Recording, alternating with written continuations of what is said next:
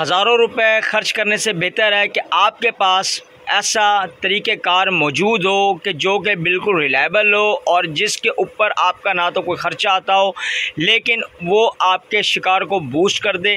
क्या वजह है कि आप अपनी हुक बेट्स बना रहे हैं लेकिन उसका रिज़ल्ट नहीं आ रहा, बाकी लोग भी उन्हीं चीज़ों का इस्तेमाल कर रहे हैं और आप भी, लेकिन आप दोनों के शिकार में बहुत ज़्यादा फ़र्क है।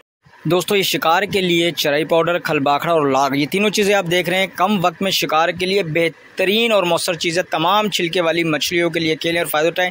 कोई किलो खल लेने की ज़रूरत नहीं, बिल्कुल आसान सादा तरीका है। 2 कप सरसों की खल ले लीजिए। ये देखें 2 कप सरसों की खल ले ली है।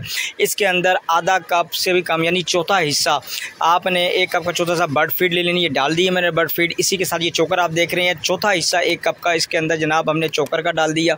इसके अंदर जो घरों में इस्तेमाल बिल्कुल टोटा बारीक चावल होता है, चौथा हिस्सा 1 कप का वो डाल दिया। 2 चम्मच दोस्तों हमने शक्कर के डाल दिए। अभी आपके हर किस्म की मछली के शिकार के लिए रेडी है। चराई पाउडर है, मैंने बोतल में बंद रखी है, आपने भी रखनी है। 1 से 1.5 चम्मच मैं इसमें इस वक्त चराई पाउडर का डालूंगा आप दोस्तों के सामने। आपने हमेशा इसी तरह बोतल में स्टोर रखना है। ये खलबाखड़ा, इसे भी मैंने बोतल में स्टोर रखा है, इसको निकालेंगे। 1 से 1.5 चम्मच जाएगा जनाब ये इस चराई के अंदर।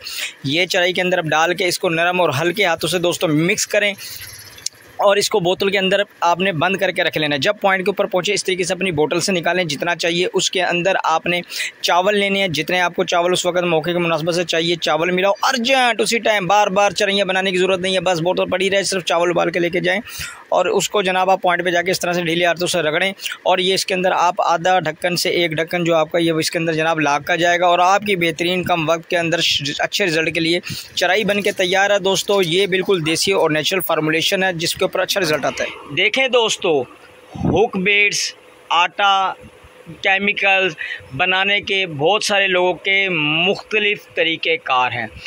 बहुत सारे लोग जो हुक बेट्स तैयार करते हैं जनाब, वो अपनी हुक बेट्स में जो आटे, ग्रेन्स वगैरह का जो भी आटा होता है इस्तेमाल करते हैं, चावलों का इस्तेमाल करते हैं, उसको वो पानी में बॉयल करते हैं। उसमें उनको एक बेनिफिट ये मिल जाता है कि जो उसका स्टार्च, जो उसकी स्मेल होती है वो बाहर आ जाती है। और बाकी बहुत सारे दोस्त जो अपनी हुक बेट्स में चीज़ों का इस्तेमाल करते हैं उनको किसी भी तरीके से ना पकाया जाता ना गर्म किया जाता।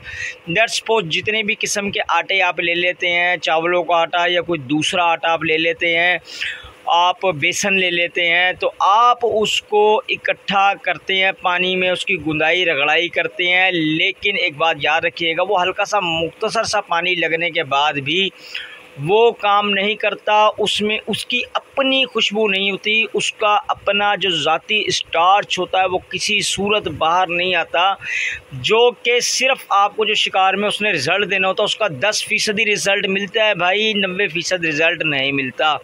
तो याद रखिए कि अगर आपने चावलों का आटा इस्तेमाल करना है तो आप चावल ले लीजिए, आपने बेसन इस्तेमाल करना है तो चने का आप चने ले लीजिए। इसी तरीके से बाकी ग्रेन्स भी आपकी हरिया इस्तेमाल होती है, मसूर इस्तेमाल होती है, आप इनको ले लीजिए और इनको आप पानी में डिप कर दीजिए 6 से 8 घंटे के लिए।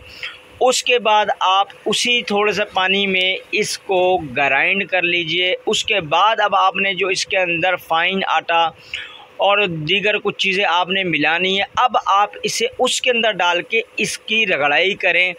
अब ये आपका देखिएगा, आप पहले भी आप यही चीज़ें इस्तेमाल कर रहे हैं और अब भी यही, तो अभी जो है वो फ़र्क इतना ज़्यादा आ जाएगा कि आप जब खुद इसे तैयार कर कर खेलेंगे शिकार तो आपके सामने सारा रिज़ल्ट आ जाएगा कि आया कि जो अब आपने तरीक़ेकार इस्तेमाल किया जिसमें सिर्फ़ थोड़ा सा आपने खेलने की तैयारी के तरीक़ेकार में तब्दीली की तो उससे कितना बड़ा रिज़ल्ट मिला।